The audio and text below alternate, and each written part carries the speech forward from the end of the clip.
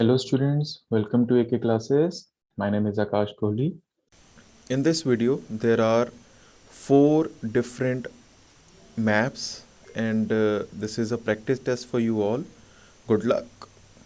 This afternoon, we'll visit the city's shopping district.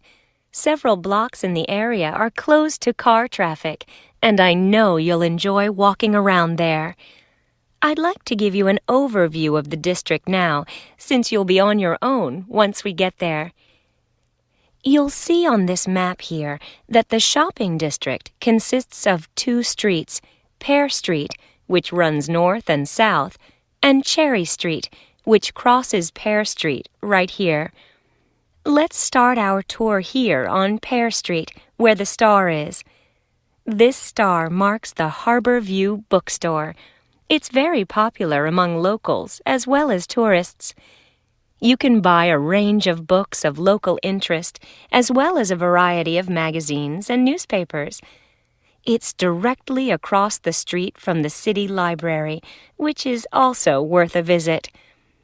It's in one of the oldest buildings in the city and contains, among other things, an interesting collection of rare books. Now, moving up Pear from the bookstore toward Cherry, the next building on the left is the Pear Cafe. You'll notice it's right on the corner of Pear and Cherry Streets.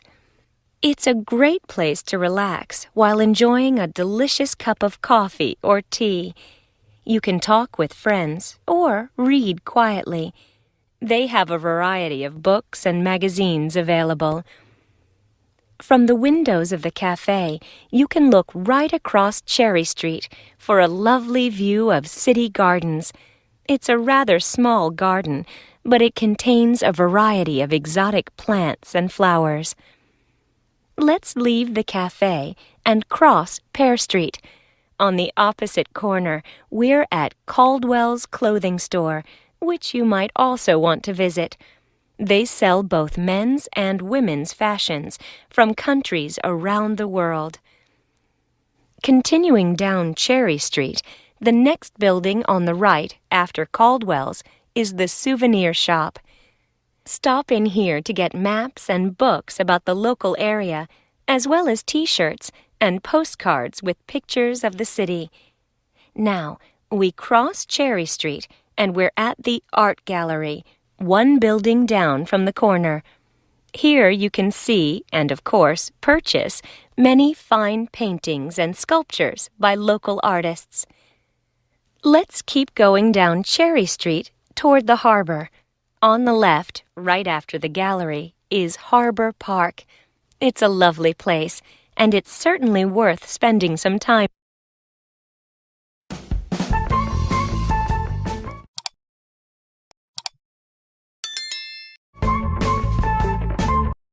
Now let me give you some idea of the layout of the farm. The building where you bought your tickets is the new barn immediately to your right. And we're now at the beginning of the main path to the farmland. And of course, the car park is on your left. The scarecrow you can see in the car park in the corner beside the main path is a traditional figure for keeping the birds away from crops. But our scarecrow is a permanent sculpture. It's taller than a human being, so you can see it from quite a distance. If you look ahead of you, you'll see a maze. It's opposite the new barn, beside the side path that branches off to the right, just over there. The maze is made out of hedges which are too tall for young children to see over them, but it's quite small, so you can't get lost in it. Now, can you see the bridge crossing the fish pool further up the main path? If you want to go to the cafe, go towards the bridge and turn right just before it. Walk along the side path and the cafe's on the first bend you come to. The building was originally the schoolhouse, and it's well over 100 years old. As you may know, we run skills workshops here, where you can learn traditional crafts like woodwork and basket making. You can see examples of the work and talk to someone about the courses in the black barn. If you take the side path to the right, here, just by the new barn, you'll come to the black barn, just where the path first bends. Now, I mustn't forget to tell you about picnicking, as I can see some of you have brought your lunch with you. You can picnic in the field, though do clear up behind you, of course. Or if you'd prefer a covered picnic area, there's one near the farmyard, just after you cross the bridge. There's a covered picnic spot on the right. And the last thing to mention is Fiddy House itself. From here you can cross the bridge, then walk along the footpath through the field to the left of the farmyard. That goes to the house, and it'll give you a lovely view of it. It's certainly worth a few photographs, but as it's a private home, I'm afraid you can't go inside. Right, well, if you're all ready, we'll set off on our tour of the...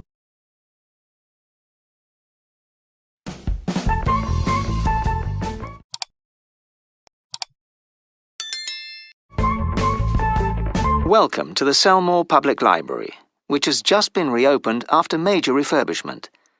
This tour will introduce you to the building and its services. At any time, you can stop the tour. We enter by the cafe, and our tour begins at the issue desk.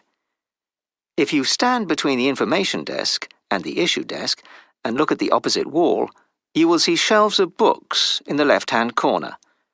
This is where you will find a large number of novels and short stories. They are arranged alphabetically. If you are looking for something in particular, and it's not on the shelf, you can reserve it. The next area, directly opposite the issue desk, is a section where people can study. The library provides computers for users free of charge on the next floor, beside the reference books.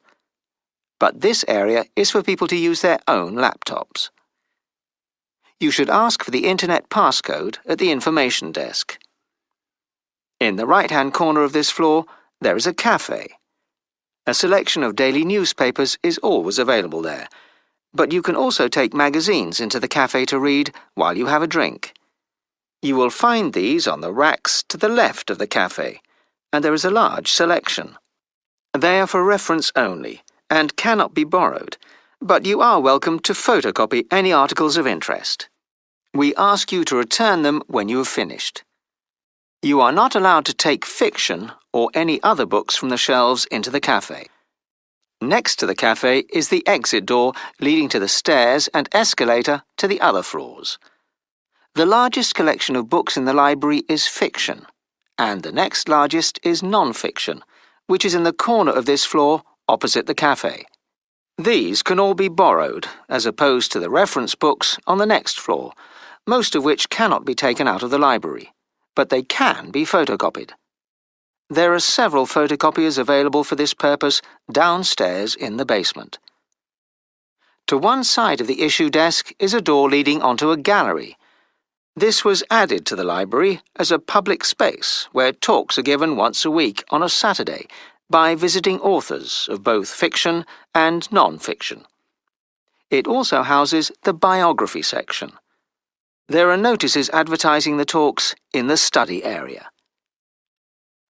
Any books that you want to borrow should be taken to the issue desk. Before we leave this floor, I will give you some information about using the library. There are also helpful notices by the information desk.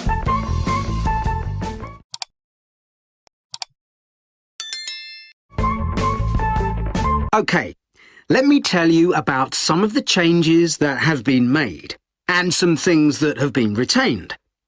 If you look at this map, you'll see the familiar outline of the park, with the river forming the northern boundary, and a gate in each of the other 3 walls. The statue of Diane Gosforth has been moved. It used to be close to the south gate, but it's now immediately to the north of the lily pond, almost in the centre of the park, which makes it much more visible. There's a new area of wooden sculptures. which are on the riverbank, where the path from the east gate makes a sharp bend. There are 2 areas that are particularly intended for children. The playground has been enlarged and improved, and that's between the river and the path that leads from the pond to the river. Then there's a new maze, a circular series of paths separated by low hedges. That's near the west gate. You go north from there towards the river and then turn left to reach it. There have been tennis courts in the park for many years, and they've been doubled, from 4 to 8.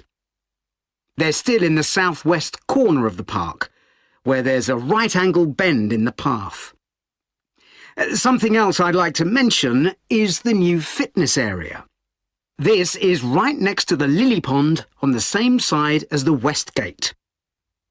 Now, as you're all gardeners, I'm sure you'll like to hear about the plants that have been chosen for the park.